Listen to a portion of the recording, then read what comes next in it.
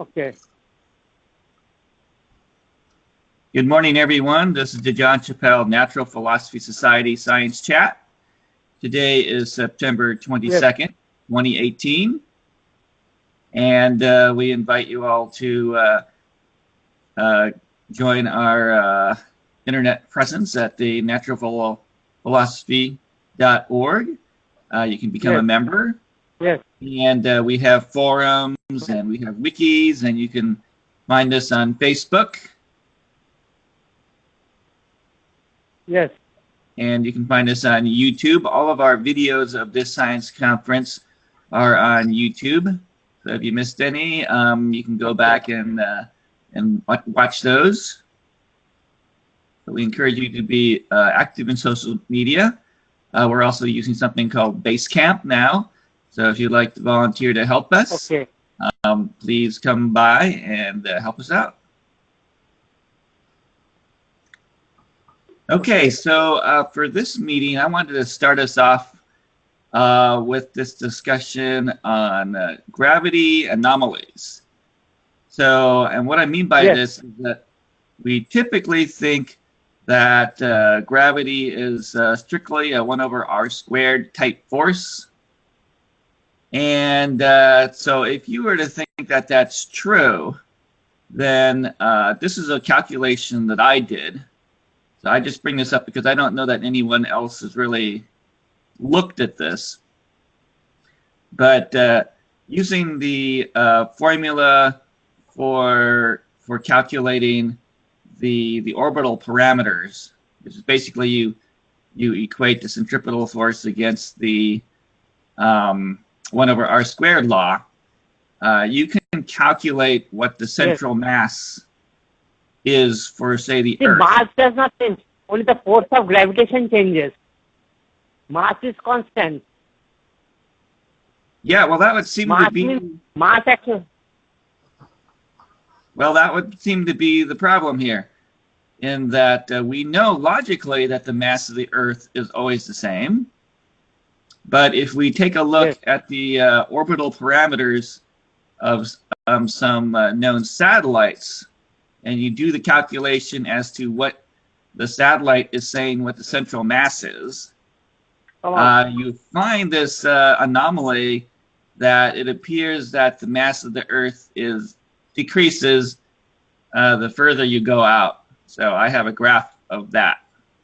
Now the difference isn't a whole lot, but the graph for 3 satellites are shown here. So the lowest orbiting satellite would be the International Space Station, and basically it's very low Earth orbit, the International Space Station. Then in the middle here we have the GPS satellites, and then the last one I have here is for a geosynchronous satellite. So and this is a linear scale here. So in the sun mass I have here, this is just the last 4 digits of the calculation that I have here, and you know, it looks in this case somewhat linear. The further away you are, the apparent mass of the sun decreases. So that's kind of decreases. Did you have a comment? But how is it possible that mass of Earth decreases because of orbital distance? See, the equation is capital G big M small m by r². So the value of capital M is a constant. Only the force of gravitation decreases due to distance because the value of r increases, and r is in the denominator. r² increases, so. Yes, well, obviously that's why I say the apparent mass decreases. This is a mathematical calculation. So you want to see the apparent mass. What is the apparent mass which is decreasing? Well, it appears that, you know, based on the orbit of a geosynchronous satellite, based on its orbital speed and the frequency, that the Earth, the mass of the Earth is different, say, compared to the mass of the compared to what measured it from the International Space Station. Now, it's kind of a catch-22 here, because the reason why we think that the gravity is 1 over r squared is primarily through orbital data. It's just that when you look at it at a very, very fine level, you find this inconsistency that it doesn't look like the mass of the Earth measures constant, which we know it should. So, but this just means that, I mean, ultimately, let's see, what exactly does it mean? If the mass of the Earth is less, that means that the predicted where is the mass of the Earth decreasing? I don't understand this at all. The mass means amount of matter. Means how much it can reduce the force. Also, try not to speak when I'm speaking. Okay, I'm not speaking. Can you make your comment again, or make it in the chat? Because we're just having a little bit of a hard time. Okay, I will make it. Due to the distance. Okay. Actually, my page has not yet loaded. It is showing 2 minutes 31 seconds left.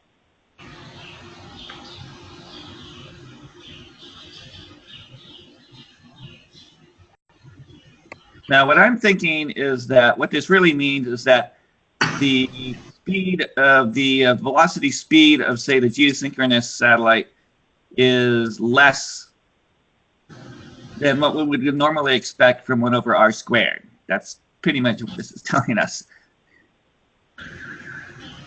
Okay. But, you know, other things could be wrong about this. So if you applied the same thing to the mass of the sun, you get a chart that looks like this. Now, given the 9 planets, and I am including Pluto, we see something like this, where, you know, for the first 5 planets, you know, there seems to be a decrease, and then it jumps back up for the last 4, but then still kind of decreases. So this isn't, you know, a real solid law here, but there does seem to be something going on with gravity here.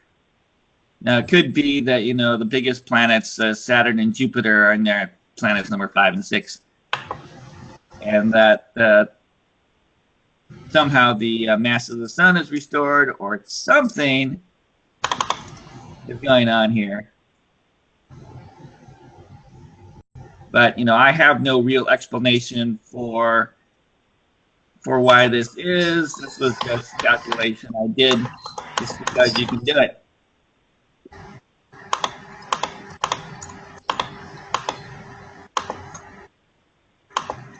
So I just put that data out there. So I open it up for discussion as to, can you speculate as to why this is true, or maybe it's not true, because one of the criticisms I have received is that I'm doing basically significant digit abuse here, and that the digits that I have here may not in fact be significant. This could be within the realm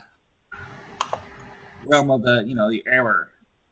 Although if it was, then I don't think I would get consistent data that pretty much the sun's mass should be a scatter plot around a central value rather than appearing to generally decrease.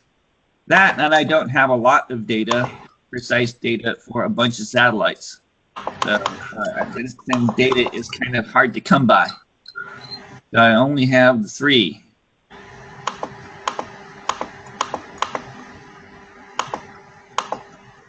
So what say you?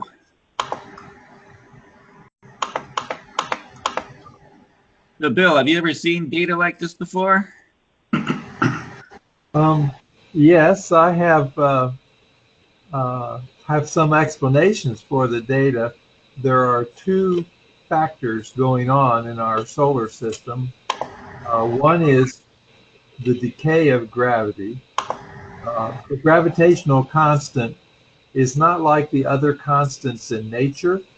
it's only approximately constant for 2 to 3 digits. And that's what you're seeing in this data that's on the screen here.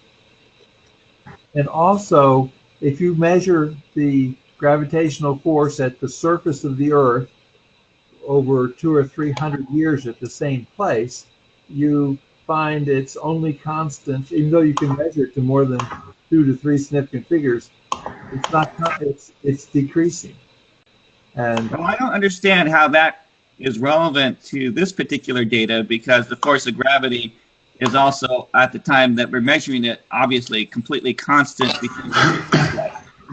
So I don't see how a gradual decrease in gravity over time could cause an apparent anomaly in the force relationship for 3 satellites which are currently orbiting our Earth. yeah, well, I'm also taking into account that other slide you had. So as we go out further from the sun, what seems to be producing the force of gravity from the research I've done is the vibration of electric multipoles like dipoles, quadrupoles, and octopoles, but primarily dipoles. And so the farther away you are from the sun, the more the decay could occur, because one, you're not getting as much energy from the sun, and so it's easier for it to decay. But the other factor is when you derive the force of gravity from electrodynamics, you get 2 terms. The first term is the usual force of gravity, F equals big G m1 m2 over r squared, and the second term is a velocity-dependent term. So if I'm measuring the force of gravity between a planet and the Earth, then it depends on what the velocity of that planet is about the sun. And so there's another contribution you have to take into account, the difference in the decay rate and the difference in force of gravity due to the velocity. So that is able to explain the force of gravity measured on Pioneer 10 and 11. But the regular theories of gravity, general relativity theory, or Newton's universal law of gravitation, cannot explain the force of gravity as measured as you move out from the sun. That Pioneer 10 and 11. Gravity is possible only because of ether particles. That is true, because there are no two poles in nature. So actually, if gravitation is occurring, it is only because of ether particles, because ether pressure is high away from baryonic matter and lower nearer to it. This was told to me by Dr. Glenn Botchard. The second area. Hello. Yes. I'm having trouble hearing your conversation. I don't know if it's the distance that is making it somewhat blurred or what, but it's hard to follow. I'm sorry. Well, if I may come in here, this may be complementary to my sort of explanation, but I mean, I look at it quite simply this way. First of all, if you have a force like gravity, there's a constant flux through any given surface. So as the surface increases, well, obviously the force decreases because it's being diffused through a greater surface. So if you double the distance, you obviously quadruple the surface area through which the flux is flowing, and therefore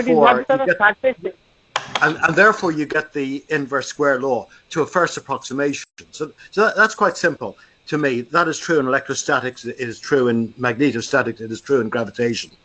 Now, when you talk about the mass of the inner attracting body, such as the sun or whatever, the Earth, I think you're really saying, I think you clarified this earlier, Franklin, that the force appears to decrease the further out you get. So I think it's a bit misleading to start saying the mass of the central unit is decreasing, because you're really using circular arguments. You're saying, well, I'm assuming the Newtonian law, and therefore since the force is decreasing, the apparent mass must be decreasing. But I prefer to say merely, if I'm correct in interpreting your data, that the force apparently decreases slightly over the 1/r² decrease the further out you go. Now, my basic explanation for this, without having studied it in great detail, is that analogously to the electrostatic or electrodynamic laws, I've worked out a sort of a dissipation, if you like, through radiation or through forces moving through the etheric medium of space, you know, the electrodynamic medium. And if it's sort of a tired light type thing, and if you want to consider this as really responsible for the apparent redshift rather than, you know, Doppler effects or anything like that. So that's an incorrect interpretation of Hubble's law, and therefore I don't see any reason why this dissipation effect, which is very, very small, I mean, I think like 10 to the power of 10 light years or something, it decreases by 1/e to the value of the initial thing. I don't see any reason why that dissipation effect should not affect gravity. And I feel this is what you're picking up here. And we could actually do some calculations.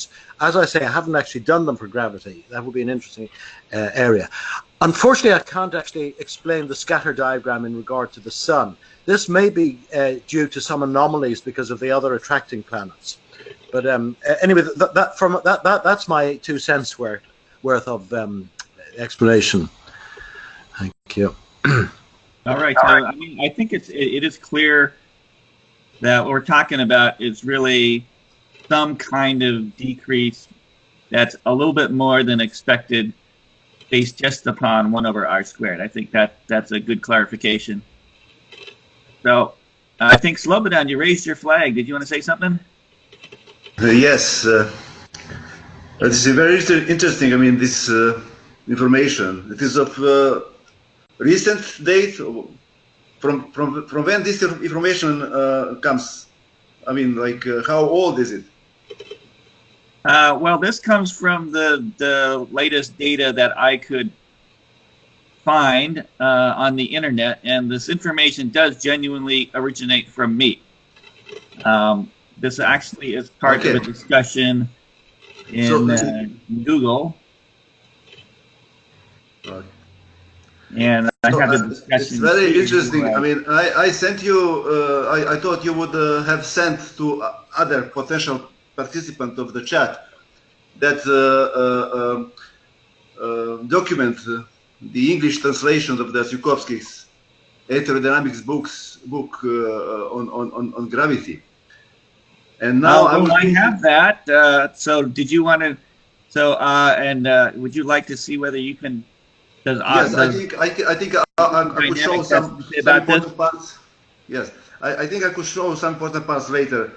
But first, let me say this. I mean, this actually indicates that essentially the law of gravity is not correct, or not, how to say... at least not strictly 1/r². Sorry? It's not strictly 1/r². There seems to be some other... Yes, I mean, first of all, that law has been tautologically, circularly derived. So that gravity constant cannot be constant at all. I mean, and then, of course, mass of the central body entered the gravitational constant as Kepler constant divided by that particular mass. And then the other one got into the product of two masses in the formula itself. But anyway, this is the apparently result of fitting, right? You have the measurement, you send some signals there, getting it back or whatever, like radar, whatever, and then based on that you estimate actual trajectories. And on the other side you have orbital dynamics that has just one central force, the particular Newton's one, of course, he had two forces in the first edition of Principia, but later he just removed it for the reasons maybe just to not allow for Leibniz to be right. But anyway, so now actually the measured and predicted trajectories can be fit if the mass of central body is scaled, right? But actually that hints the problem with the theory of gravity, with the formula first of all, and in general with orbital motion, modeling of orbital motion based on just one central force. So there is just attraction, gravity attraction, but there is no anti-gravity of whatever kind. Very interestingly, I had come to kind of formulation of thermal-gravitation oscillator orbital motion with addition of 1 over r over to the third degree centrifugal, explicit centrifugal force and so on.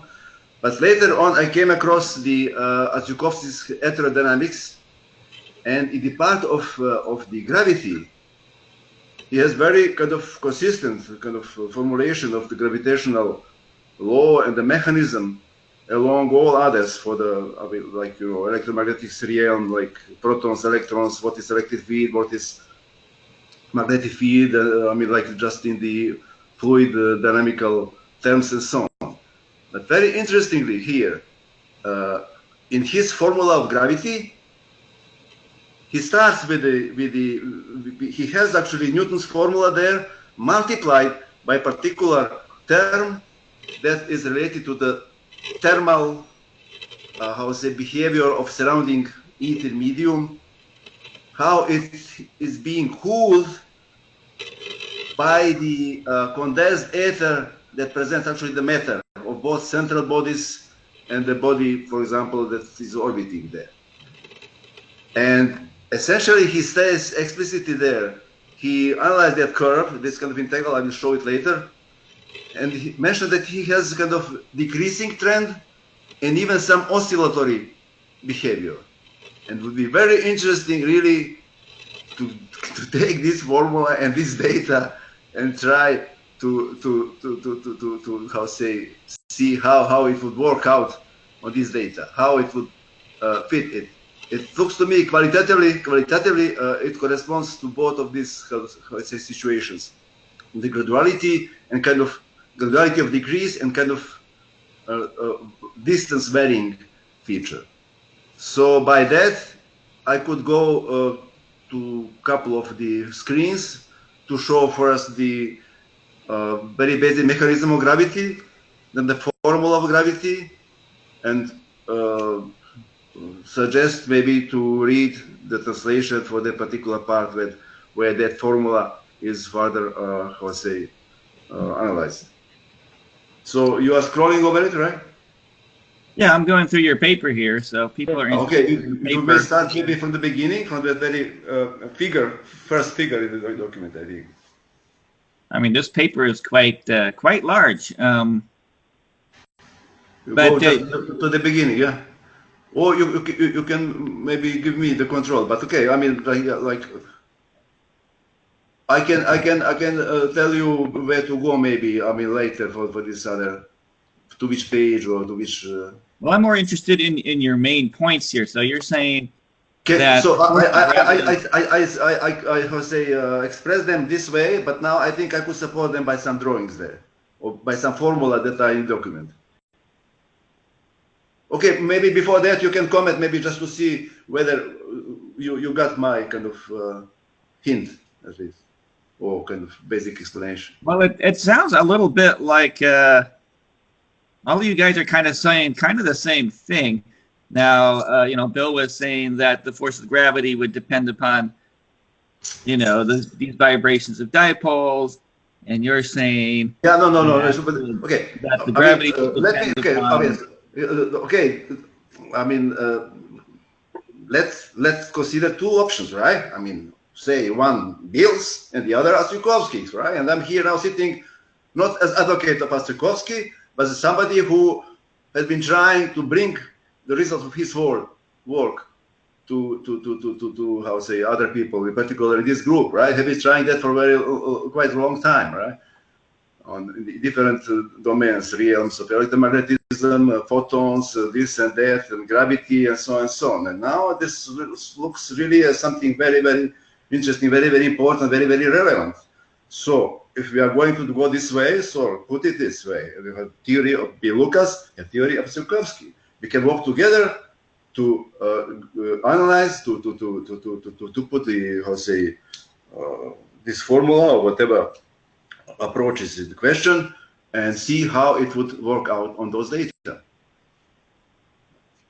So there's strong differences. I mean, right? You know, I mean, now we are talking just declaratively that gravitational constant is changing, and upfront is actually totally wrongly defined. It has been defined through the mass, to the unknown mass, some how to say, upper scale m, right? M of Earth for the maybe moon, and M of Sun for the Earth, and so on and so, right? And then dark matter and so on. So I mean, there's something like, you know, okay, pretty declarative, but it has its basis, right? On the other hand, going now about the velocity and then dragging and whatever that Jan Koban also mentioning, I mean, might be tangent to in some way, or maybe both of them could be some relation. But if you would allow me, or maybe going through this document, they will see this very consistent, you know. It's totally thermodynamically, aerodynamically, nothing but the gradient of temperature that is related to gradient of pressure. And temperature actually is changing in the way that bodies, matter is colder than the surrounding ether, because matter is condensed ether. The unordered energy of those particles that actually enter the structure, right? In that way, they got ordered, and then they have less of the thermal features, right? And then this is how the ether actually gets inflowing and whatever. It's kind of part of those elements, all elements in the certain body. But in the end, actually, it is cooling the surrounding area, and the area is less cooled, the distance is increase, right? And then anyway, it has some gradient or some variation of gradient, and that gradient actually creates difference in pressure on two sides of, say, orbital body, and also of the central body, because in that region the ether has been surrounding, or the substance is being cooled by orbital body itself. But that very basic modification, that multiplicative function, it has integral form. When analyzed, like, you know, approximately or maybe numerically, it exhibits exactly those trends and features that this data have been showing. And I will mention another maybe very old, very early indication of the problem with Newtonian dynamics, orbital dynamics, and the gravitational formula. It's a binary anomaly, right? And in binary anomaly, we have the reverse situation. Because acceleration, anomalous acceleration, is toward the sun of those satellite vehicles that has been on the verge of solar system. But actually, up to that, all the time, those guys at NASA were actually fitting the data by allowing for the impact of solar pressure to be prolonged. And finally, where they could not justify involvement of solar pressure to fit the measured and modeled data, that drift started appearing. And that drift is toward the sun. If they had not been fitting before too much with solar pressure, it would be actually accelerating out of the sun. It will be the same mechanism that will be that is given by this data here, that could be explained by the Tsiolkovsky's aerodynamical approach to the gravity, mechanism, gravity force gravity. Well, I can kind of understand a thermo-based difference for things orbiting the sun. So obviously the sun is could very hot. Could you show me the first picture in this document? Just go to the top only.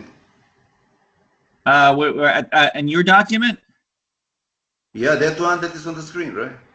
Yeah, you got the top of your document at the screen right now. So could you go down to the first figure that appears there, or could I do myself? No. You're here, yeah. That one. So this is the kind of illustration of that process, right? You have two bodies, each of them represent condensed matter. That matter is actually aggregation of surrounding ether, gaseous ether, and by the very virtue of this aggregation and organization, that becomes cooler than surrounding. So you have this here profiles of the temperatures and the rated pressure. So pressure and temperature are actually the same thing, right? It's going to affect manifestation of unordered movement. So we have here kind of this qualitative behavior, right? And in domains of both bodies, we have gradient of pressure caused by gradient of temperature. And then you can say one body is acting on the other by actually producing the gradient of pressure in the domain of that particular body. So being pushed from outside more than from inside, right? So now when it comes to the exact, exact formula for that thermodynamical, justification and derivation comes to a fore, and then he arrives to a particular formula, and we can go down there maybe until we find that formula. Well, looking at this, honestly, I mean, I still don't understand where a gradient would arise here. I mean, you're showing you have this diagram, but there's no reason why these.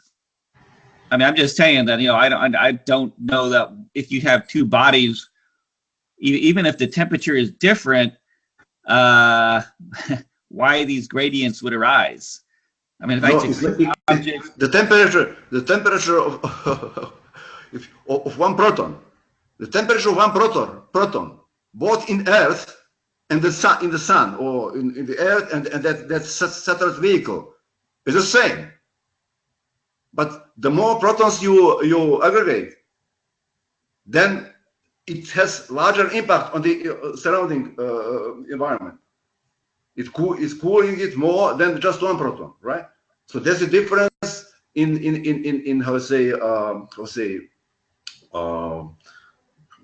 the degree of or the amount of gradient, or the decrease or increase of those dependencies of temperature. Bigger body creates higher gradient in the domain of smaller body. The smaller body creates higher gradient, but the other body is bigger. Then of course it has some impact. But this also indicates that there is no any really reason to justify the use of action, quality of action, reaction, and so on. But anyway, I mean, we should not enter into that realm. Now, after this, I could show you that very formula with that two terms in the form of product, and then that particular modifying term. It's integral, and you know later there is some analysis for small r, for high r, and some intermediate terms and some oscillatory features. You can take this formula, put it, just put it, in whatever program, MATLAB, whatever. Just draw to draw the effective force of gravity. And you know, if you take this and maybe the parameters for Earth or for Sun or whatever, we may immediately, very quickly get such behavior, you know. So that, as I said, also for parallel anomaly, it will be really something great, you know. Those guys missed the opportunity to talk about these things and find really what the gravity is. And, you know, I mean, their explanation is really bad. Their explanation is as though Popeye is sitting in his boat and is blowing air from his mouth into the sails, right? and the boat is moving, right? Very, very bad. I mean, but I don't understand because but let's stick here. Stay here. Stay here. Air into a sail pushing is very clear, so I don't know why you would. You cannot. He cannot move that way. He cannot move that way. The pioneer vehicles could not. Satellite vehicles could not move that way. That heat from the nuclear reactor, which is behind, face toward the sun or whatever, barycenter, is hitting into the dish antenna and then pushing it right toward the sun. The result, apparently they overfitted with solar pressure, and when they could not proceed with that discrepancy started appearing. Otherwise, if they did not do too much with the solar pressure, it will be the same result as here. The anomalous acceleration would be out of the sun, the same as here. The planetary orbits are in the position as though the mass of central orbit is smaller, right? Well, how does this relate to things orbiting the Earth? Because obviously, I think the temperature between the Earth and, say, the Moon, pretty much identical. I don't think you can argue. The formula of gravity, you know, it is not that mass is changing, but the formula is incomplete. Formula is missing that part, that mass itself is acting on temperature, on pressure around, you know. And that how does that work between the that very thermodynamical part, that very integral part, if you would allow us to see that very formula and then that particular part is a certain form that has these features that these data actually are showing. So that well, I mean, can you answer me my question about, you know, how does this apply to the Earth and the Moon? And I don't think you can sorry any kind of thermal gradient between the two. Sorry, could you repeat that? How to what? Apply this to the Earth and the Moon. Now, if Altetevsky is saying that there's gravitation due to some thermal gradient, I mean, I don't see any thermal gradient between the Earth and the Moon. I mean, they're both the same temperature, pretty much. How you could think that anyone could see it? How you mean? What would be the way to see it? The way to see things like this, you know, is this, the data and the model and theory, you know, right? That would be how we can think we can see something, right? And well, I would say that the Earth-Moon system completely, you know, denies and defeats this idea that it's due to a thermal change. What? I mean, the evidence is that there's no thermal difference between the Earth and the Moon, yet the Moon is still attractive. No, we are not talking about the temperature of the bodies, but about the temperature of surrounding space, surrounding substrate. Well, that's even worse because we know that the temperature of space is pretty much constant, at least in the locality between the Earth and the Moon. It's totally constant. Did you measure that? Did anybody measure that? You know, before going to measuring that, it was much easier to check whether this theory explains this data, or whether whatever theory, Lucas or whoever ever explained this. Can we make such project within the CNPSC?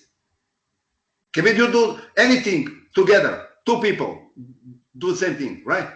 Well, you may be able to find that data. You know, I hardly get any response from him. He's a pretty old guy nowadays, you know.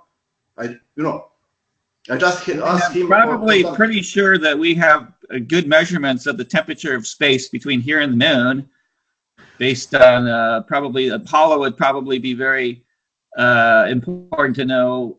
So I am not advocating proposing this. First of all, I'm proposing to check how this theory or whichever other theory explains these data. Is it legitimate expectation or suggestion, proposition, whatever? Is it or not?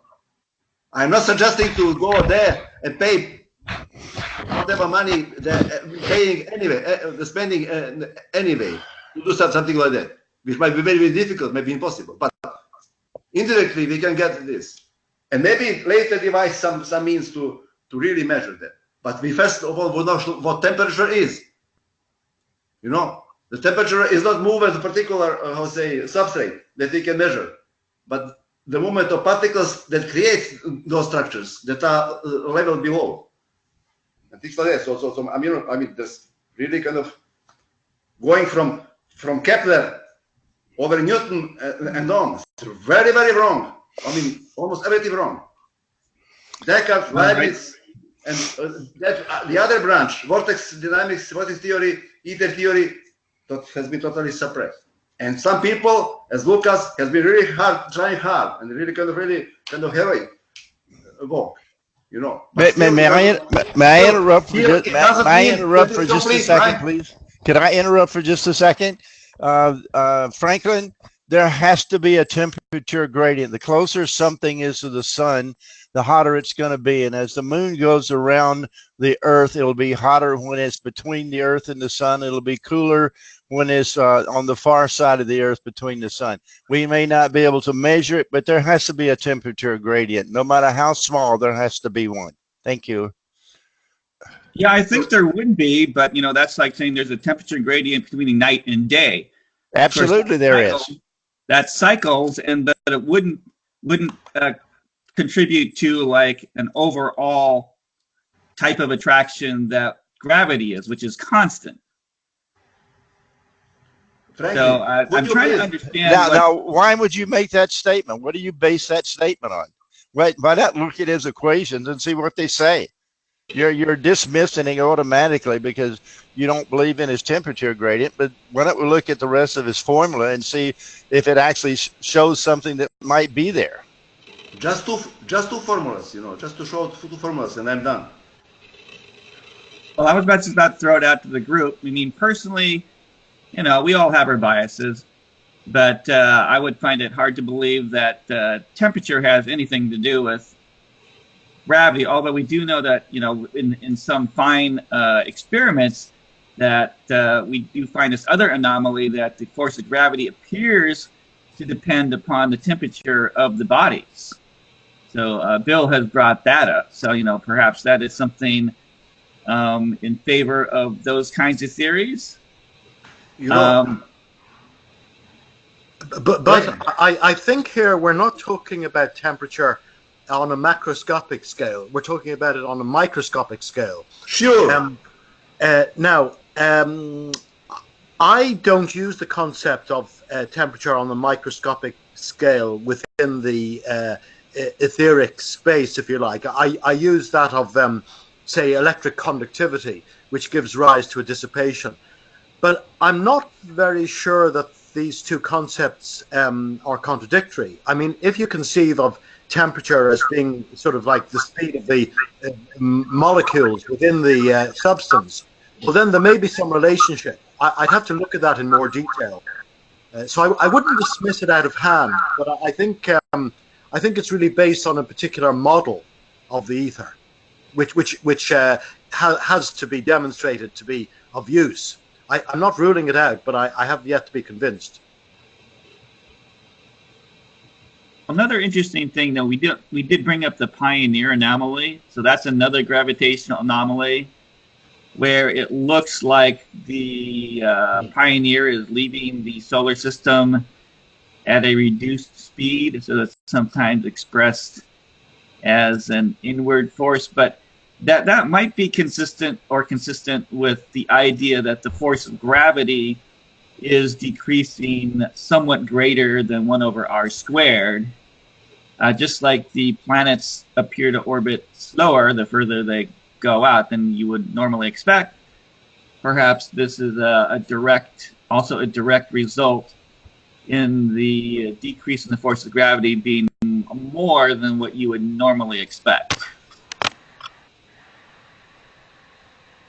Now, we've had some ideas that, I think Ian is saying that, as things go further out, not only do they get diluted by 1 over r squared, which is a purely geometric and fairly simple explanation for what the expected force of gravity is, but on top of that, something else is diluting the force for it to be less. Now, let's say in my own pet theory, I think gravity is just purely an electrostatic force. So the sun is a big charged ball, and everything orbiting around it is being attracted by the electrostatic force, which is being mediated by a material substance. So it's conceivable that the thing that which is coming out of the sun, which is essentially, in my case, an electrostatic wave, that electrostatic wave cannot travel within a medium without any losses. I mean, there must be some losses, and any losses would end up being a decrease in the expected force at any given distance. So perhaps there might be an answer there, that you had some answers that maybe the reason why it changes is because of a temperature difference, and certainly that can be explained certainly for the sun, which is a very hot object, but not so much for the Earth, which is pretty much the same temperature as the things that are orbiting around it.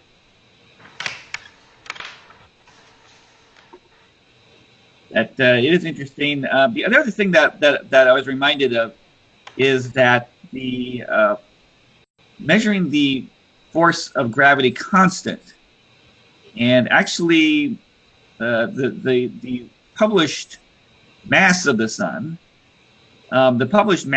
is only known to like one significant digit. So, and that may be partially because of the things that I'm finding, that if you measure the mass of the sun according to the things that orbit around it, you don't get a central figure. You get a bunch of different numbers. So that kind of makes it hard to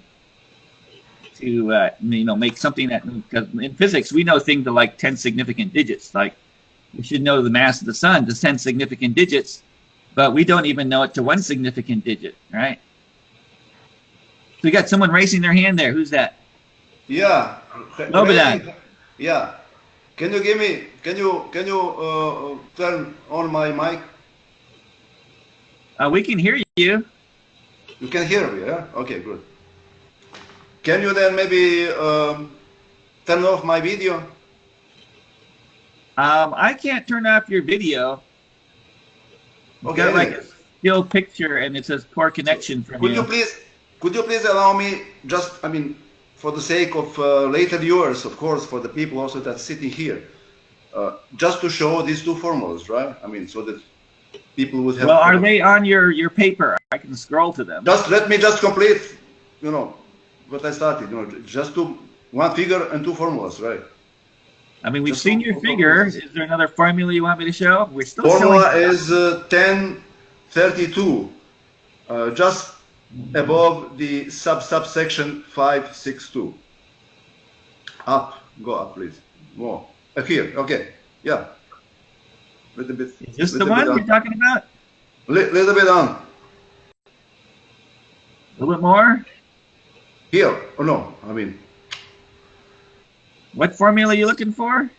Yeah, just standard formula modified by just one function.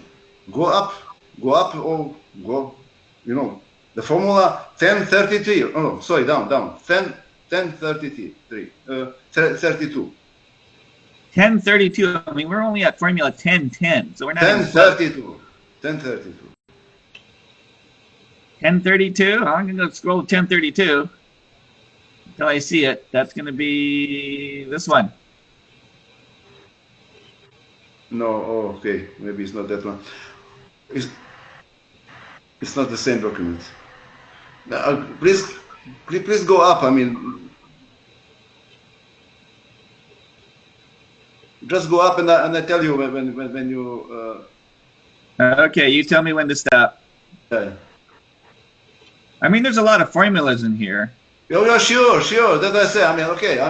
We can just start. Okay, you can start. With just that basic formula, but this total, like in-depth, detailed derivation. A little bit more. Well, I think the derivation itself is not important for people who are in this conference. What's more important is explaining what this is trying to derive. Because this all looks like, Okay, Franklin. Okay, here, no. could you give control to me of the screen so that I show my document, right? I have to download your document into Fuse, and then we could do that. Let me see if I can do that. Because right now we're sharing my screen. Obviously, you cannot control my screen. So Can I use your screen? no, you can't. So I have to download your document natively into that. So let me work on that. But you know but if your intention is just to go through a bunch of equations, that's still not going to help us, really. That's not going to going through It's equations. just to show two equations. Does not help us really to understand what your thought is on this stuff, right? Because that's what this normally ends up being. Is Franklin, you are a really strange guy, huh? You know, I mean, really strange guy. No, I'm just giving what you. What Harry Ricker has been talking to you is nothing. That one can tell you. Is that a list of equations are completely unconvincing, really. Anyone can come up with equations. Your talk is convincing. Thank you very much. I'm sorry to others. Please apologize me. Bye. I'm sitting here trying to come up. I have to download your document here. But presumably Slobodan already has his own document, so it won't be necessary to download it to Fuse, Franklin. If you hand him over power, he can use his own document to highlight whatever he wishes to. Oh, actually, that might be true. Although here, I got it now, so let's put it up. Okay, there's your document. And let's see here. No, I guess he left. So, Mitch, you have a question. Hi, Franklin. Thanks. Yeah, I just wanted to say I'm really heavy into the pushing theory of gravity, and I haven't really heard of any of the pushing gravity folks have jumped kind of on this yet, but I would think that this kind of gives credibility to the pushing theory of gravity, because just basically the further you get away from the sun, there's less of a shadowing effect by the sun because of its radius, which would, to me, decrease the force of gravity a little bit more than 1 over r squared. I'm not sure if anybody's ever. Is that true? Because I mean, we have to be careful that it's a slight difference between 1 over r squared. It's like a little bit less is what we're looking at here. Right. So, and obviously the shadowing for any distance would obviously get less 1 over r squared just by the geometric argument. So how do you justify there being even more than that, than just related to the radial distance? I mean, how does the pushing theory say that it would say that the amount of shadowing is actually, you know, less than what geometry would suggest? I mean, because we understand pushing formula, and generally speaking, it predicts exactly 1 over r squared, I think. So for it to do something else, because this is like different new data, right? Because everyone that's the mainstream thing. That's strictly 1 over r squared. But the data here is saying that it isn't. And so the better theory would predict that it's 1 over r squared plus some other term, I guess. You know, that's what kind of Bill was saying, that there's some other term out there that they can justify. So do you think the pushing gravity can justify another term out there? Yeah, that's kind of what I'm saying. Because of the radius of the sun decreases the further you get away from it, which would have an effect on the shadowing of effect being a little bit less the further you get away from the sun. Well, like I said, I mean, we totally expect the shadowing effect to decrease geometrically 1 over r squared. So, but is there something about it being a pushing force? Because everything you're saying is true, but it's like that's totally expected, right? To 1 over r squared expected. Yeah, I guess I'm not real, although I am into the pushing theory, I'm not really sure how much the pushing theory encompasses or takes into account the sun's radius at different distances. I'd have to do some more research on that. I mean, we also have some, weird data here, like for the planetary stuff, it doesn't consistently decrease. It definitely does some weird stuff that it's hard to explain when you get past the gas giants. Mitch, do you have a paper on your push theory? No, I don't, but I have read other people's takes on that, including the original Lesage. I've read a lot of Lesage's material in the past, and also I'm a big fan of Glenn Borchardt, who is also into the pushing theory of gravity. He has his own takes on that too. So I don't really have any of my. I have a website out there, but it doesn't really go into it a whole lot yet. On my take on the pushing theory. Okay, thank you. Thanks. Yeah, I think if you look up anything with Lesage, there's a lot of information about that particular kind of theory. If you just look up that kind of thing. Right, there is an awful lot out there on it, and I think a lot of people in the organization are also into the pushing theory, because I know there's been discussions in the past about that. But yeah, Otevsky's theory is also basically an ether pushing theory as well.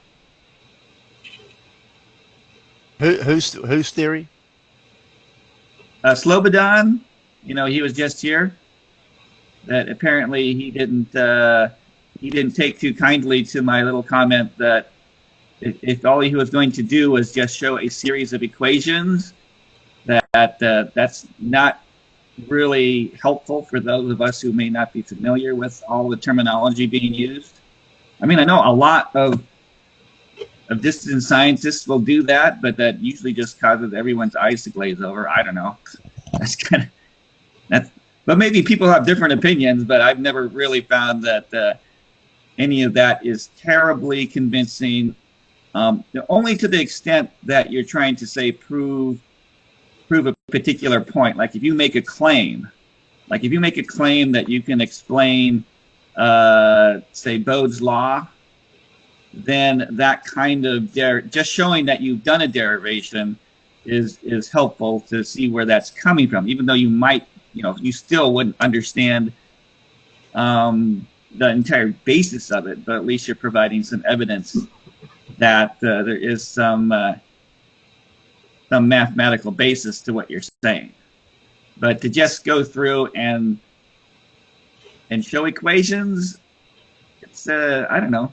What do other people think about that? Just a second here.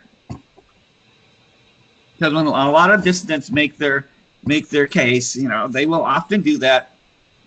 They'll just show just reams and reams of equations, but I'm sure most of that just going whoosh, just right over people's head and is not really having any impact. Is that a proper thing to do, or maybe Jack, you have some opinion on that? Absolutely. If you don't have an equation, you don't have a theory. Without equations, there is no theory. Well, that is certainly one set of opinions. How do people think about that? I agree with that, but on the other hand, myself, it takes me a while, even for one equation, to sit and look at it and study in it and think about it. I'm not going to understand that in a matter of minutes or even sometimes hours. I think for discussion, I would rather hear the physical concepts of it. You know, if a person can explain in physical terms, and then after I have a good understanding of the physicalities behind it, then I think I would like to go and maybe study the equations that takes more time, and try to understand how they apply to the physicality discussions or the physicalities of what he's trying to get across.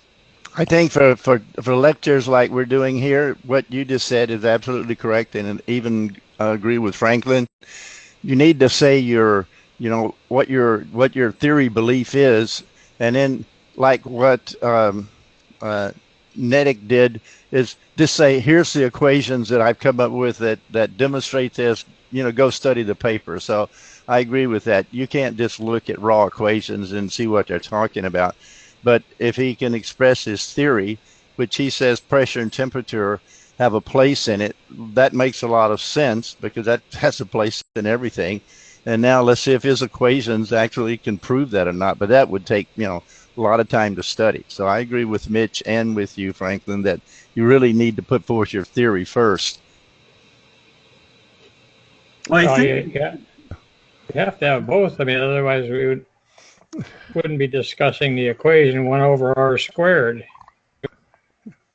which we're discussing what that geometry of that means. Well, I think this goes into a little bit into the philosophy of science, in that I think probably we've gone far overboard in the mathematical description, because generally I think that you need at least 3 things. One is you need physical model, something which is actually physical, and I think that's one thing that current mainstream science has completely disregarded now, because they feel that they don't have to come up with a physical theory at all. But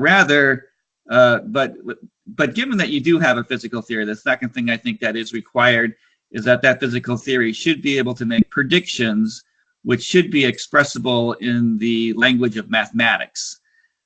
So definitely that, I believe, is the proper place for mathematics and physics. And then thirdly, you need to have, since you have predictions, you need to have experiments which confirm those predictions. And so you need the model, you need the math, and you need the experiments. But a lot of I think mainstream physics these days ignore both the model and both of the experiments. So you have things like string theory, which have no experiments and basically no model. It's just a gigantic blackboard full of math. And Franklin, I never thought I would agree with you on stuff, but you actually said science correctly. Way to go. Why would you not expect to agree with me at some point? I'm sorry. I'm just going to say positive things about you. I think what you just said describes science. You've got to have experiments. You got to have equations. You got to have a theory. Yep. So that's what I think. So, but there's some other gravity anomalies here. But I think for some reason, let's see if I get control of my PowerPoint presentation here again. Okay. So that's the anomaly with the sun's mass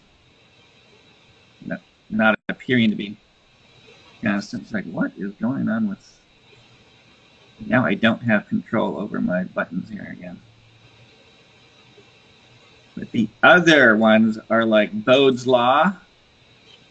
And what Bode's law is saying is that where you find stable orbits is basically each stable orbit is about twice as far away from the gravitating object. So if you look at the orbits of the planets around the sun, generally speaking, each planet is spaced out twice as far as the previous planet. So that's a fairly simple expression. It's not exact, but you know, for the first approximation, that seems to be true. So I know, Bill, you have something to say about this, right? Yeah, I look at things a little differently. I look at the philosophy of science and the scientific method associated with that philosophy. And in the classroom today, when we went to school, we were exposed to ideas from the existential philosophy of science and the existential scientific method, and the postmodern philosophy of science and the postmodern scientific method. And those differ from the scientific method for the last 2,000 or 3,000 years because they changed the role of logic so that you cannot easily falsify a theory using logic. And I think that's the problem that we also have when we talk about these things is how do you falsify a theory? Under the current existential philosophy of science, you only falsify a theory by its failure to predict data that should be predictable by that theory. And what does this have to do with Bode's law? Okay, Bode's law. The other thing, in the past, we falsified theories if they were inconsistent with other data that are assumptions that they made. And so Bode's law, in order to really explain Bode's law, you also have to be able to have a theory of what mass is. And you have to have a theory about the forces that are available in our solar system, or and we know that we have the electromagnetic forces there. We know the gravitational forces there. And so you can't just ignore one or the other to look at what you want to talk about, because you need to take all of them into account to be self-consistent. And in my work, following logic, particularly the logic of Henri Poincaré, we were able to show that the electromagnetic force appears to be the universal force. So then all these questions have to be answered by electrodynamics. What is mass? What is charge? And what is the force of inertia, for instance? You can't talk about our solar system and the planets without talking simultaneously about the force of inertia and the force of gravity, because that determines what we observe. And so anyway, all of those things need to be explained in a consistent manner. And that's what I try to do in my book, The Universal Force, Volume 1. And it seems that it's possible to do that. And so I wouldn't say that I've explained all the data, because I don't even know all the data. But I have looked at the Russian data where they measure the mass as a function of temperature, with no air to convey or affect the body that you're heating up. Just it has been heated up in a kind of an electrical fashion. And so what they see is the mass of, say, an iron ball that's made of crystalline iron, that it increases as you increase the temperature, going roughly with E = mc². Then as you increase temperature more, it drops. then it reaches the bottom of how far it's going to drop, and then it starts to go up again. And we see this rise and drop occur as we increase the temperature. And so the question is, well, why is that? What causes that? What's happening?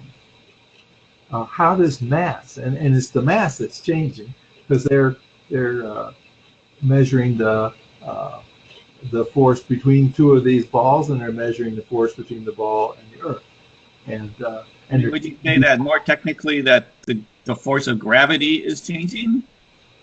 Yes, the force of gravity is changing, and that's how we think that the iron ball is not changing. Really, we don't think that atoms are being added or subtracted to the iron ball. That's right. The iron ball is constant, so the only thing that could be changing. But the weight of the ball is changing. Yeah, the weight of the ball, which is an expression of the force between the ball and the Earth, right, is changing. And so there's something about the force changing. So and there's no air or anything around the ball. It's in a vacuum. So there's no movement of air or something around it that's causing its weight to change. There's something else seems to be going on, and the approach that I have taken, that the force of gravity is due to the interaction between vibrating electric multipoles. In a crystal, you have more multipoles than just dipoles and quadrupoles and octopoles. You have bigger things in the structure of the lattice, and those things are starting to break, and we see them.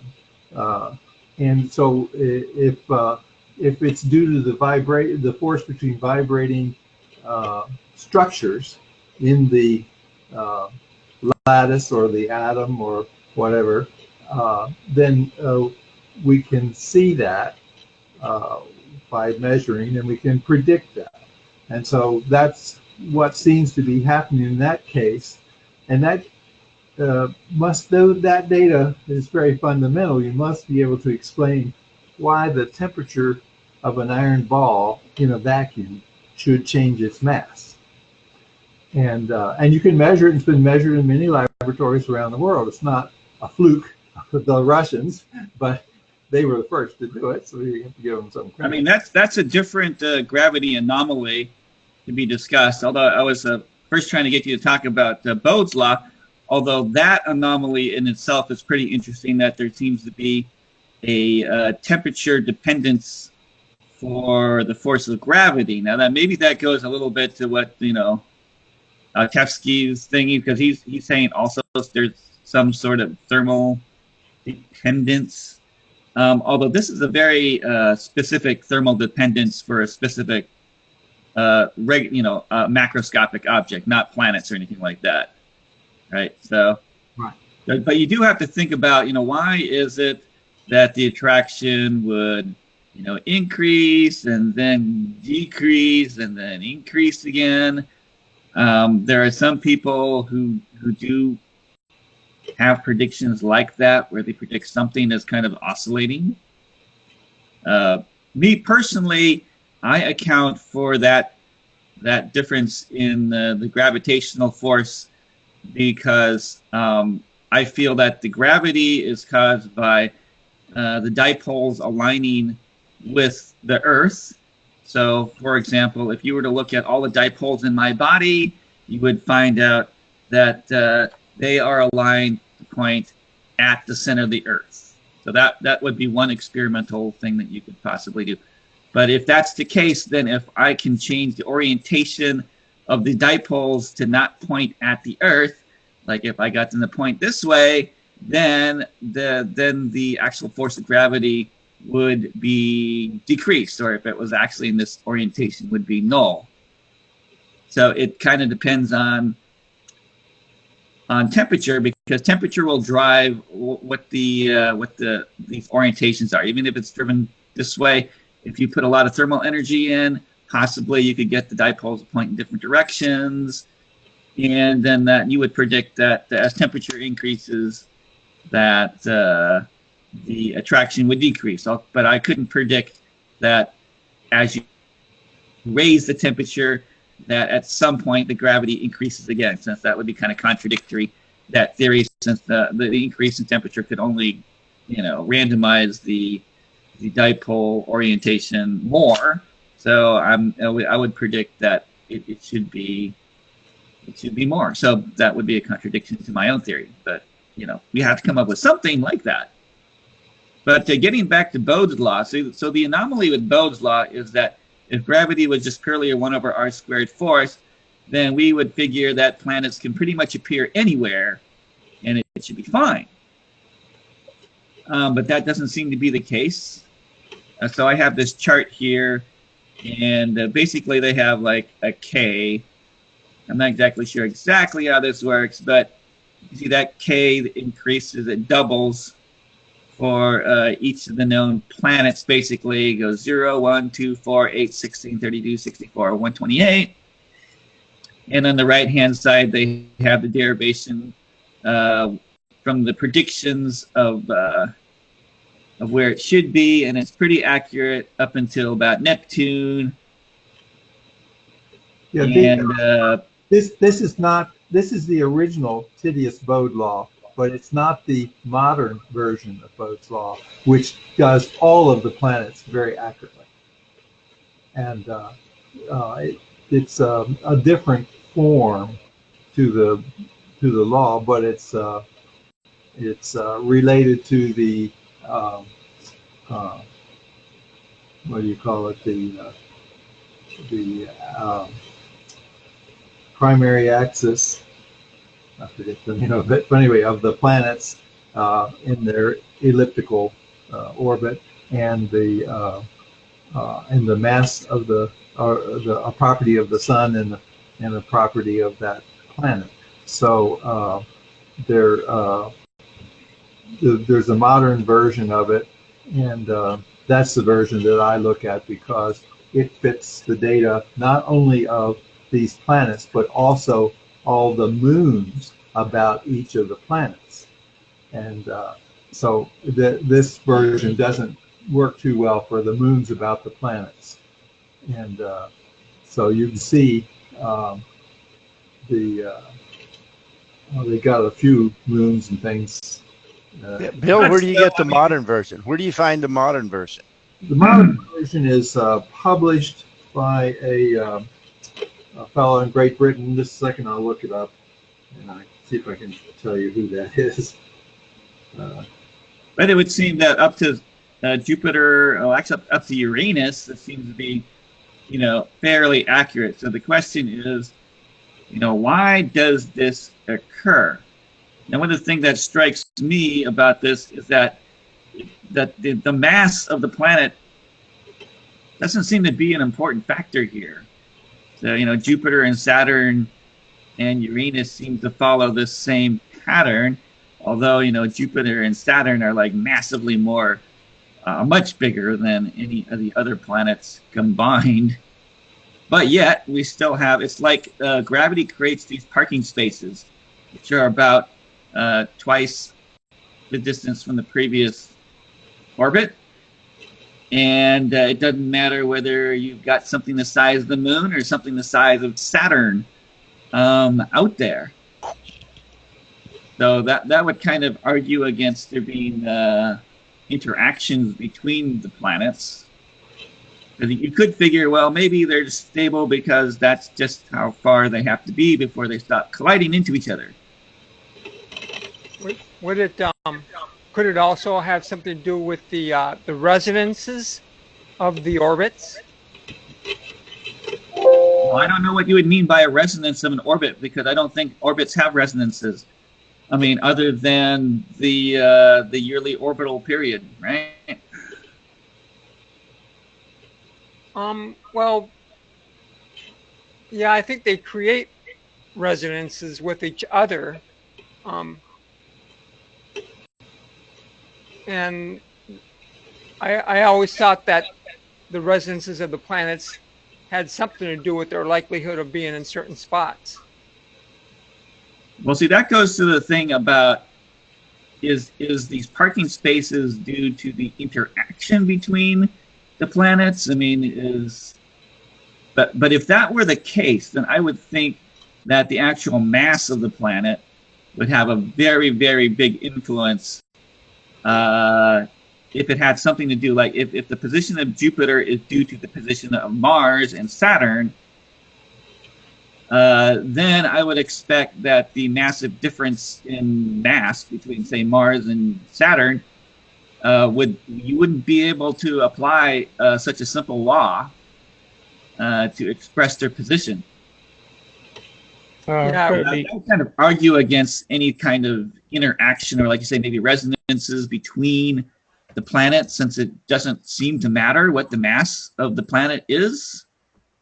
Well, I've always looked at this as being something maybe akin to a principle of least action. I mean, the Bode's law, the Titus Bode's law, is connected with the Fibonacci series, and the Fibonacci series appears in many natural phenomena. You know, things like the arrangement of petals on flowers and acorns and things like that.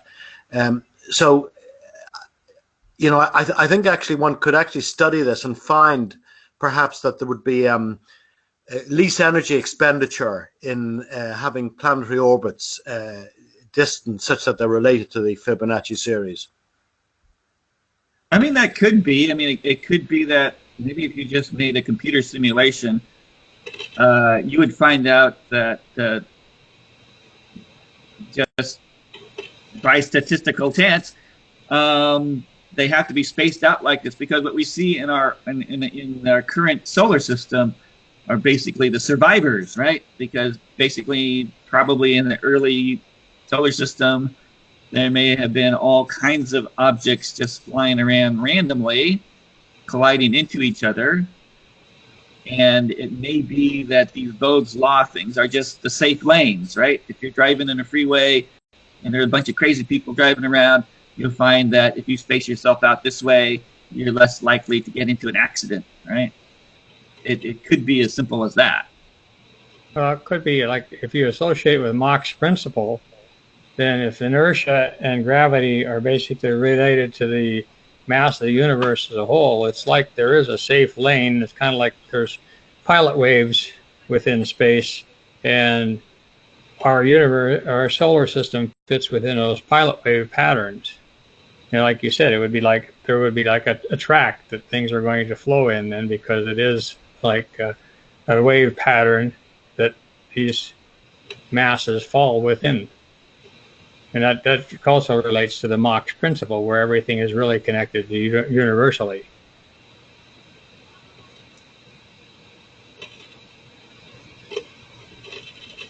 Yeah, there could be something there, you know, like there's a...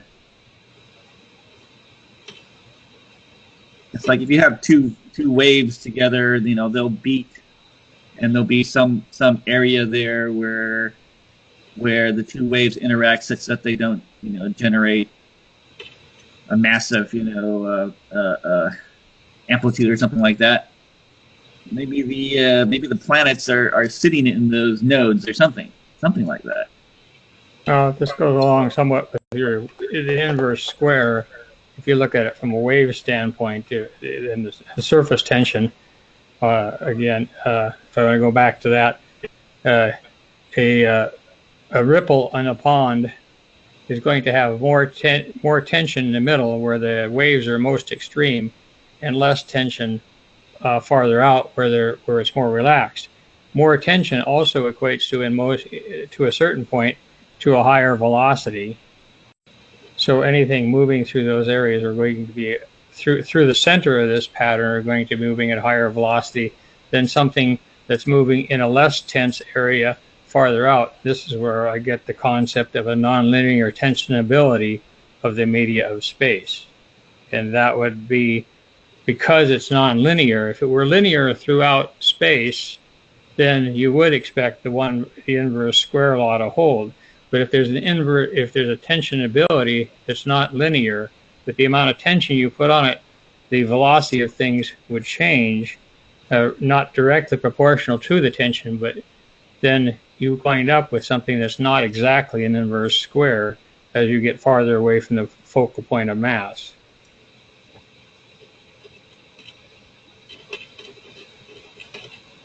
Yep, that's possible. So, but let's see. Let's get back to Bill. So, Bill, you say that gravity has this another term that might explain Bode's law. Did you want to But you need expand upon that?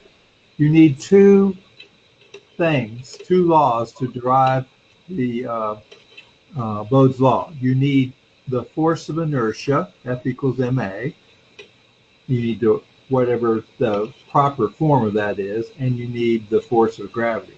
So what approach I took is using the force of inertia is the average force between a charge and a vibrating neutral electric multiple. And the force of gravity is due to the interaction between two different vibrating neutral electric multiples.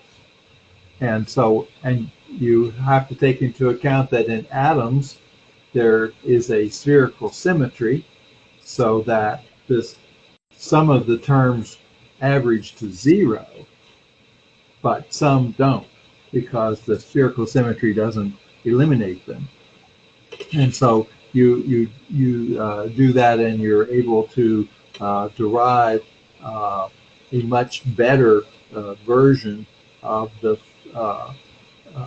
forces in, say, our solar system. I'm able to reproduce precisely the data measured by Pioneer 10 and 11 in our solar system, and I'm able to reproduce precisely the velocity of the outer spiral arms of spiral galaxies.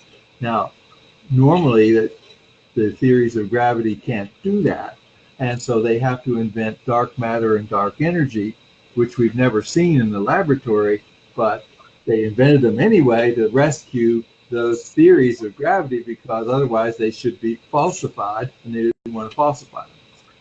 But what I find is I don't need dark matter and dark energy. All of the experiments for which they invented dark matter and dark energy can be explained by the electromagnetic version of the force of inertia and the force of gravity. And so that's the approach that I've taken, and it seems to be successful so far. But But what about Bode's law? I mean, why should the planets follow this pattern of like 0, 1, 2, 4, 8, 16, 32, 64? Is it simple doubling? No, it's not simple doubling. Remember, Bode's law is more precise than that, and you've got not only to do the planets, but you got to do the moves about the planets. Yeah, but I mean, to the first approximation, that's what it is. It's a simple doubling. So, like we were discussing earlier, we would like to have like a more physical explanation for why this occurs. I mean, we had some speculation that, you know, maybe it's just a safe lane, but you're saying that you can precisely predict that. So what physically causes the orbits to typically double? Okay, if you want to see the modern version of Bode's law, it's at a place called hosting.astro.cornell.edu/academic. Can you put that in the chat and I can put it up? Oh yeah, okay, yes, I can do that. Although I'm not really interested in a more accurate version of Bode's law. I mean, Bode's law, even as expressed in the wiki, is plenty accurate for me. No, I'm looking for an explanation as to why that's even roughly... even 1 digit accurate. It's worse than that. Well, like I said, I really don't care. I mean, it looks close enough. It doesn't predict the orbits of the moons. It doesn't predict the orbits of the last few planets. So, I mean, wouldn't you falsify a theory if it couldn't do that? No, I'm not interested in falsifying theory. I want to know what the physical motivation behind it is. Okay. And we have something called Bode's law. There's more or less accurate versions of it. You know, I really don't care. It's well, I'm not quite sure if what you call the safe lane extrapolation is a correct extrapolation from what I said, because I wasn't merely saying that there'd be random planets at random distances, and those which are now remaining are the ones which are most stable and therefore, obey Bode's law. I actually think that from the very start, those which would be the distances away from the central unit given by Bode's law would follow the essential principles of nature. So just like a ray of light is refracted, well, the actual refracted light now, which is following from Snell's law, is not the only existing ray which will result from random other ones which have been filtered out. It is the only ray which obeys the principle of least action. And that's why it's refracted at this particular angle. And similarly, the scales on a pineapple, for example, they're actually originated, or their geometrical pattern follows this Fibonacci series, which is related to the golden ratio, and it's the principle of least action. So I'm actually speculating to a certain extent that the planet's orbits are those which ab initio would actually conform to the principle of least action, and other orbits would be almost impossible to arise. Thank you. I put the reference that'll get you started on Bode's law in the chat. And okay, I'm bringing that up. I just have to share the right window here, I think. Share. Let's see here. Share app. Oh, I actually might be able to share my screen. I don't know. Accidentally, I got logged in as the modern too. Now, this is the modern version, you say, of Bode's law. Right. I mean, but also here, I mean, they're starting with the sequence of numbers, and these are just adjustments of Bode's law here. And everything. But you'll see the law itself on the graph. It's Pn equals P naught A to the something or other power. Yeah, nothing is showing up on my screen right now. Are you're not seeing anything? You should be sharing this screen here. I'm just seeing a couple little corners of your screen, and I think that's all. Yeah, it's too small. Oh, there it is. It popped up. It popped up. Yeah, it might take a little while depending on the speed of your internet connection. Yeah, it's gone again. It came in and it disappeared. Okay, well, so there's Bode's law. So I'm looking for physical motivation as to why it should be like that. Bode's law, the original Titius Bode's law, is not the Bode's law that they use in those graphs. Those graphs show Pn equals P naught times A to the n, or something like that. And so that's the modern version of Bode's law. So why is that, Bill? Why? Well, the first one was just a numeric fit. No, I'm not saying how they get to Bode's law.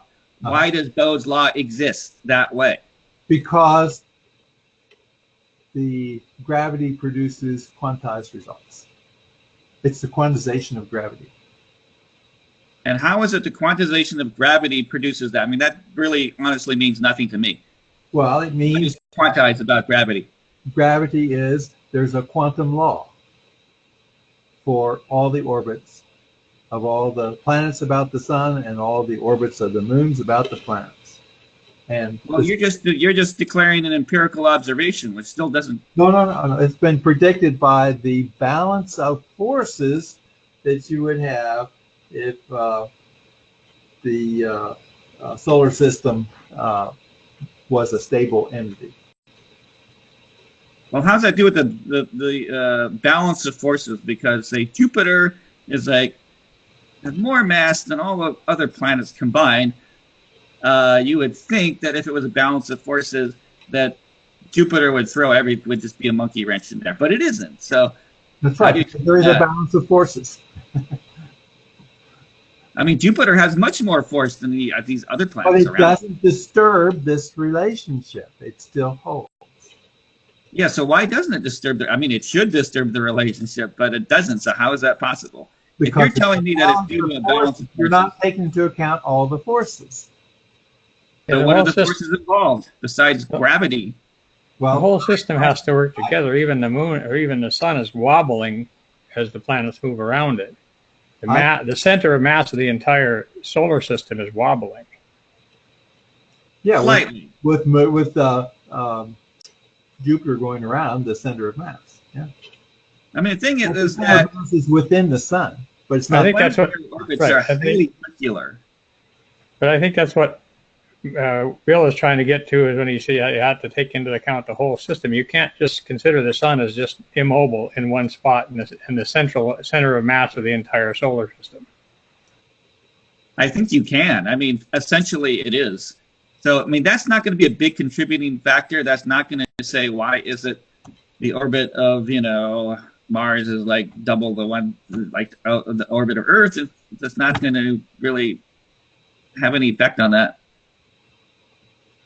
Well, that's like saying I can take a bicycle wheel and put a weight on one side of it and spin it and expect the center axis to stay in the same location.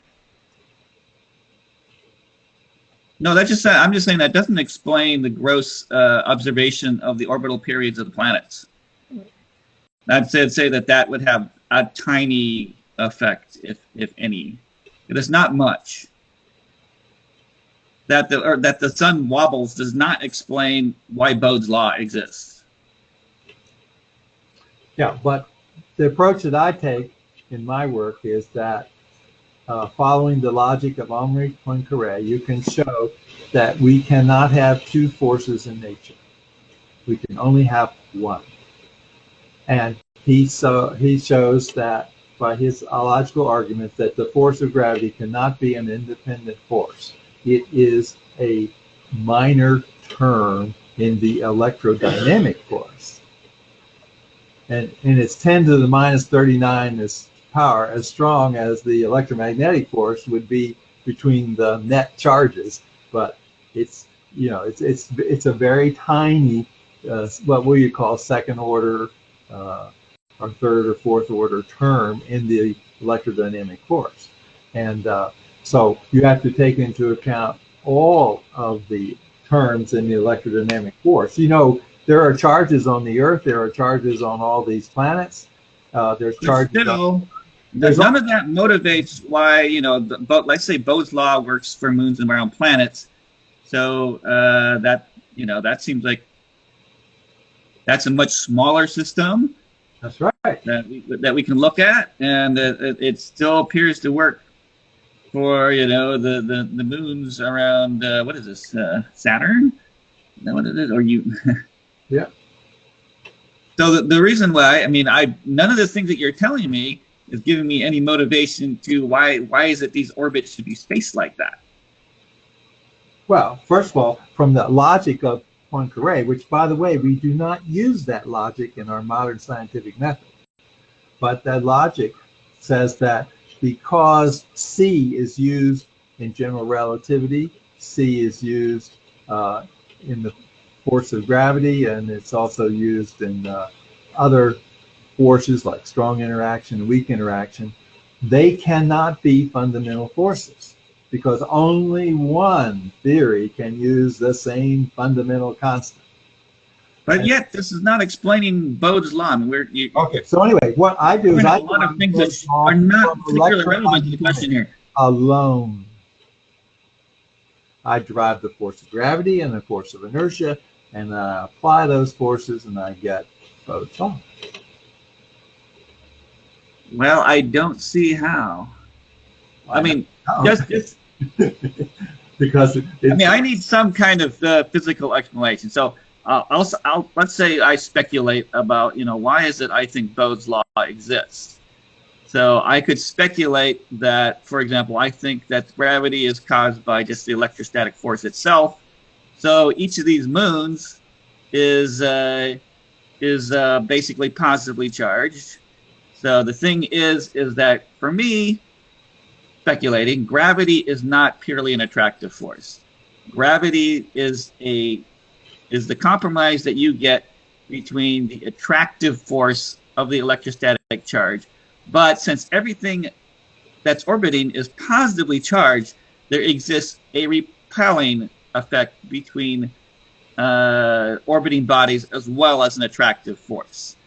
So what we see resulting is the result between that tug of war between the attractive and repelling forces. But I would say that since, say, all these moons here are repelling each other, that is what's limiting how close they can get.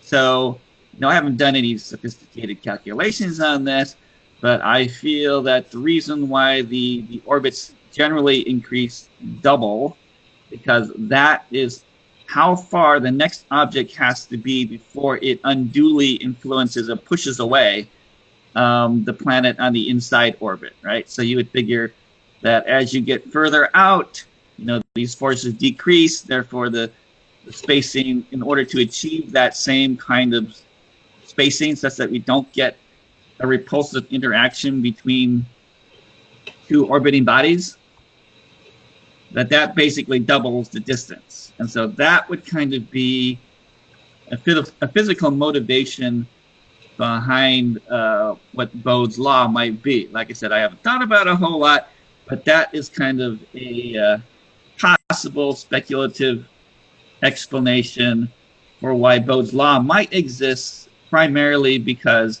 the objects in the solar system also repel each other in addition to being attracted to one another. So that would be one possible. Law is not based speculation. on the modern version of Bode's law is not based on the distance. It's based on the period and the semi-major axis of the orbit. So you can see here from the formula Pn equal P naught a to the n, you can see the terms that are being used. So basically the ratio of the periods of two entities is related to the length of the semi-major axis of the orbit. So if you're talking about a planet going around the sun, it's the semi-major axis of that planet. Now, the original Bode's law was not done that way. That's the modern version that fits the data much better. The original form was merely arithmetical, but the modern form actually is interesting. It seems to be relating the period of a planet to the period of revolution of the central object. Yeah, so in this case, the sun. Yes. So that might help us to, reach the sort of physical type explanation that Franklin is seeking. I believe it's fundamentally to do with, sort of a principle of least action, of least energy. But I mean, if we conceive of the spinning sun and how that relates to the spin of a planet, it might help in sort of homing in on the physical explanation. Right.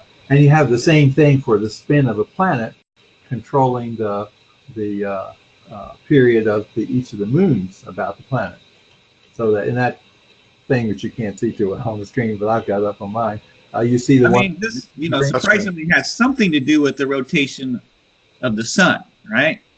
But you don't think would really have any effect on really anything. I mean, the period of the rotation of the sun has no effect upon its gravitational field whatsoever. I mean, you can't even tell that the sun is rotating just based upon its gravitational field. So how is that? Plus, the period of the sun rotation is absolutely constant for all planets. So how is that even? The electrodynamic force is 10 to the 40th power as strong as gravity. You're not taking that into account. Or it could be it's exactly the same force, but diluted. It's the same. Gravity is a very minor term in the electrodynamic force. That's why we. I'm just saying I'm surprised that this has anything to do with the period of the sun's rotation.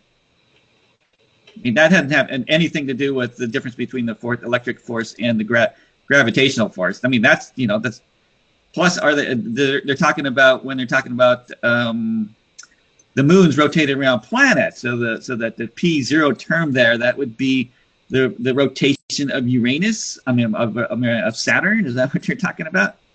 Yes, the rotation rate of the planet that they're going about. Right. The period of the rotation. if it like the Earth is 24 hours, and so you've got that there, and then you've got the.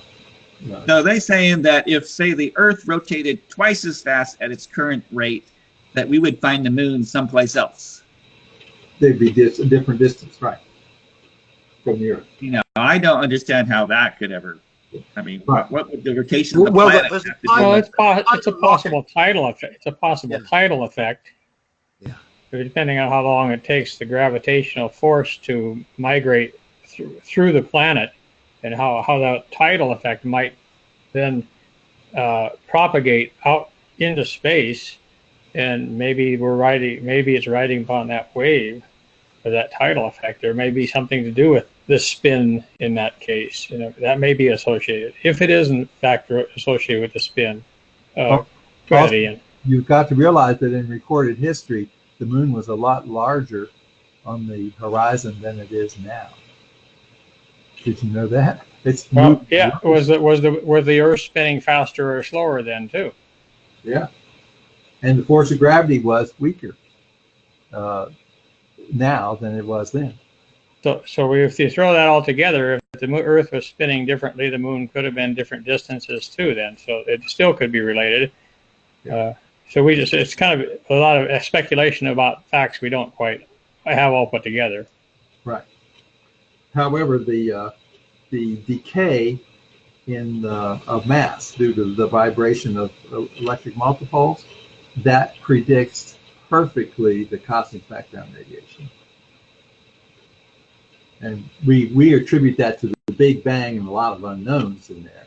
But it turns out that just from hydrogen and helium, 98% of the universe, we were able to predict the cosmic background radiation to the accuracy we can measure.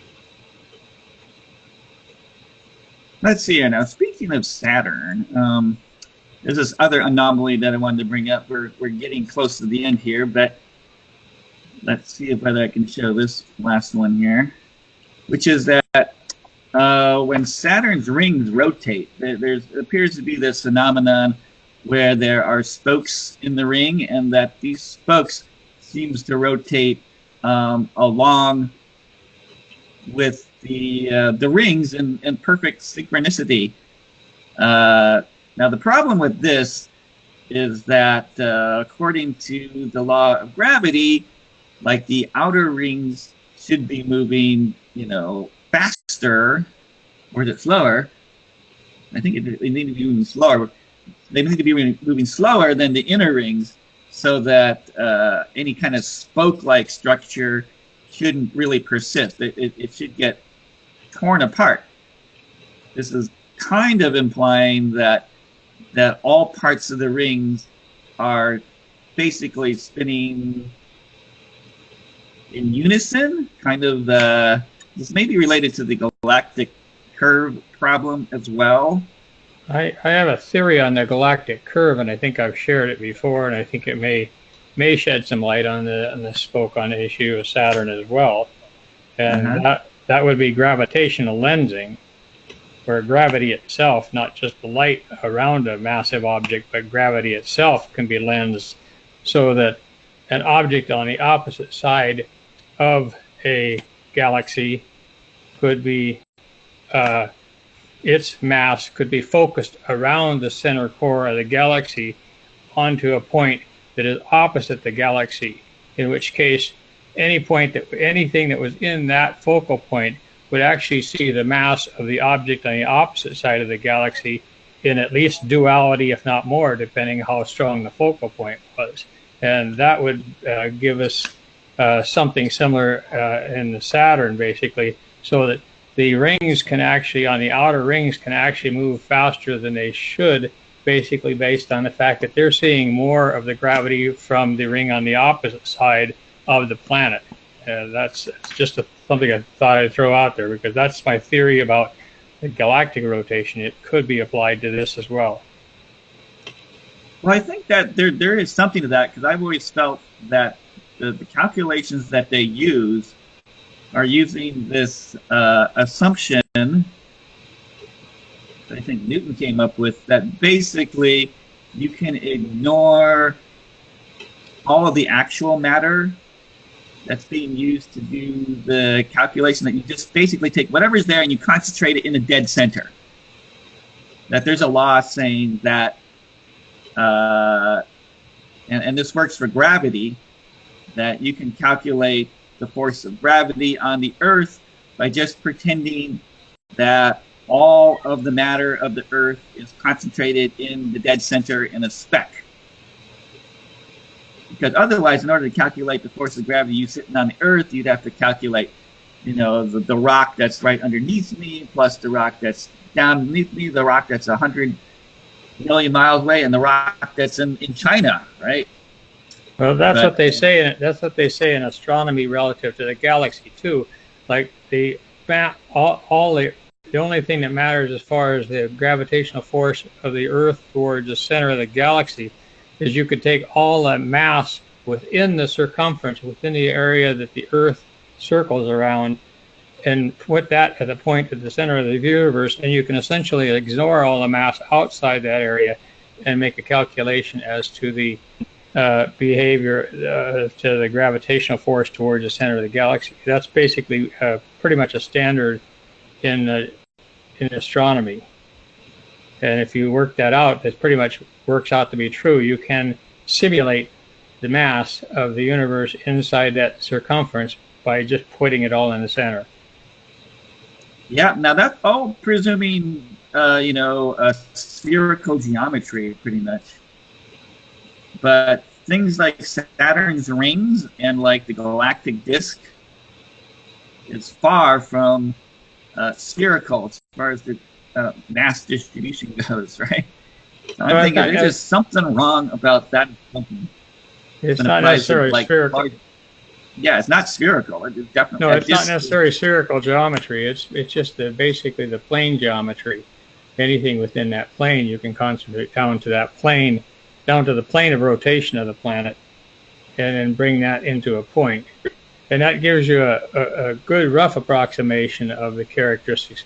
But again, it's not going to be ideal because if there is this gravitational lensing characteristic, and that would be one of the things that could explain the excessive rotational speed of the universe. Because if you did take just that technique of just concentrating all the mass into the center, you still couldn't explain the outside velocity, the velocity of the outside extents of the arms of the galaxy. And the other thing about the arms of the galaxy, if you'll notice, the arms of the galaxy are opposite each other, which kind of supports this focal concept too, because it would have to have a counterbalanced arm on the opposite side. Well, actually, I see a fundamental difference between analyzing a very far-off object, such as a galaxy or other nebula, and a relatively near object, such as Saturn, because, excuse me, as I have said on previous occasions, I view the spiral arms, for example, of galaxies as being an optical illusion, because we're looking at a composite picture. Because of the finite speed of light, it takes a very long time for the light rays from distant galaxies to reach our eyes, and different parts of the galaxies are reaching our eyes, the images, at different times. And by the times that the appropriate parts have reached our eyes, they've moved. So we're actually viewing a composite object which has been rotating and revolving and moving in all different directions. And that, I believe, is giving rise to the optical illusion of these spiral arms and the increased velocity of the outer parts. With Saturn, obviously, that explanation does not arise. Although the lensing business could actually impinge upon both points. Yeah, I could see where there could be some optical illusion there. I think they've kind of looked at that, but I'm not by any means an expert on that, so I can, obviously when we're looking at it straight on, we can't tell anything about its velocity because we only determine its light velocity coming when we're looking at it edge on, so that we can see the difference between the light going on objects going away from us and light going on objects towards us. So there could be something to what you're saying there too, Ian. Yeah, and to me, Corey, it seems so obvious that there must be some element of composite image in this that it surprises me that it hasn't been raised in the mainstream press at all. And I think I mentioned on a previous occasion that I did attend one lecture some years ago on the classification of galaxies, elliptical and spiral armed and all that sort of thing, by an astrophysicist. And I raised this point at the end of the lecture, and he just stared at me wide-mouthed, as if he'd never thought of the concept before. So I'm surprised it's not a point that's raised more often. And as far as the gravitational lensing thing, I mean, I've looked at that from a standpoint of even wave interaction, and there is a characteristic of wave interaction that demonstrates the gravitation, a lensing type thing of one wave front being gravitated towards the center and around another wave front. There is such a thing, and that does occur. So it could be extended to that if you consider that gravity is a form of energy that is propagated by wave characteristics. Well, here I have the beautiful picture of one of our galaxy here, and so you did mention that it's fairly symmetric, that there's like matching arms and stuff like that. But that's what one of these things look like. Now, I would predict that if the galaxy rotation rate is flat and the outside stars are moving at the same rate as, say, the middle stars, then yes, that would explain why we have this kind of twisting, because it takes longer for the stars on the outside of the galaxy to rotate around versus the ones towards the middle, so we would naturally expect it to start tearing apart. Yeah, but actually keep in mind that when you look at that, the galaxy that you're looking at is rotating counterclockwise.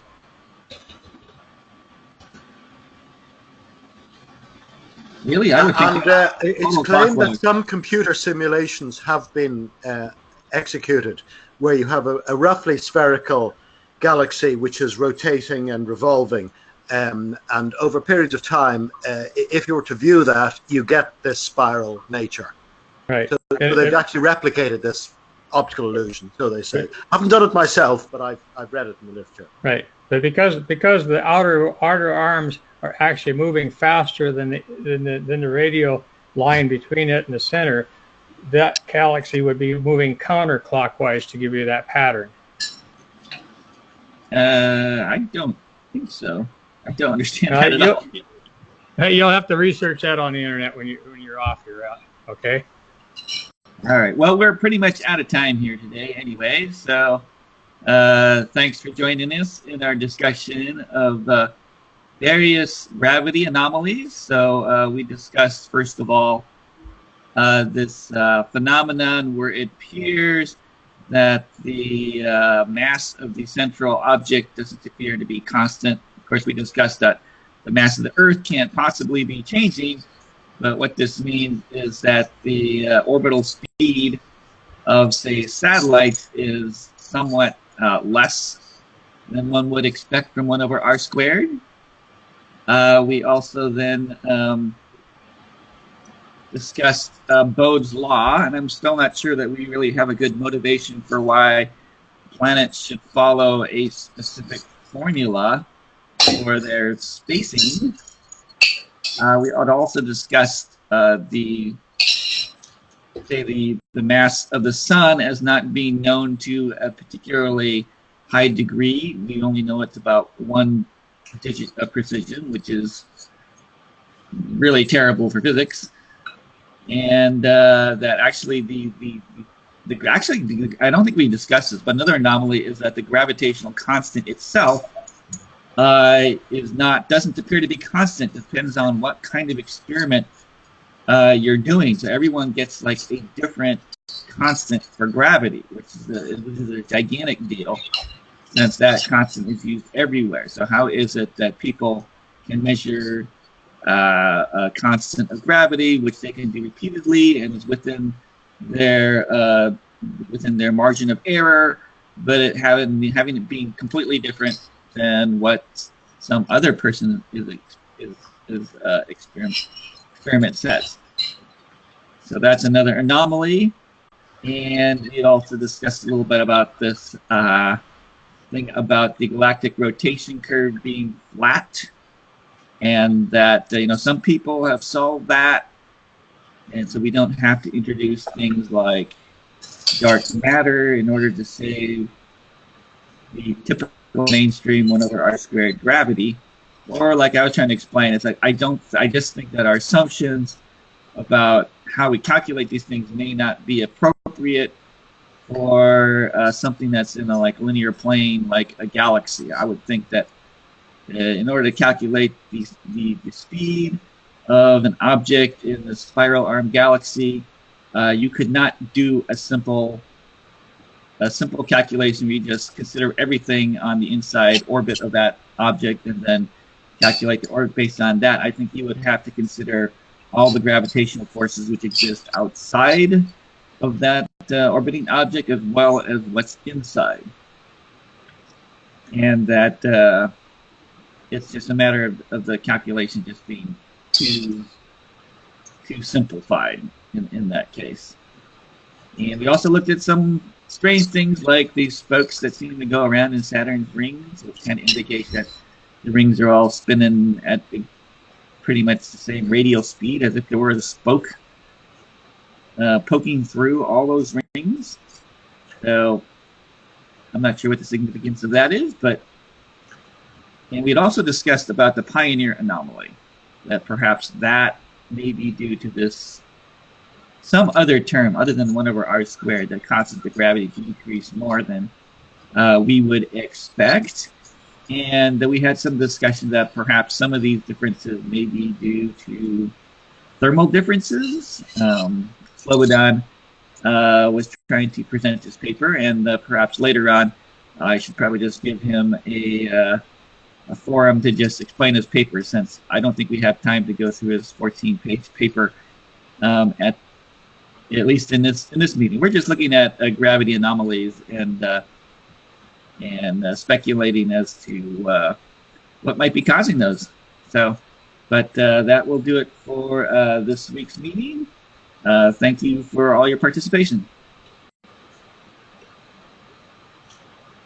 Thank you.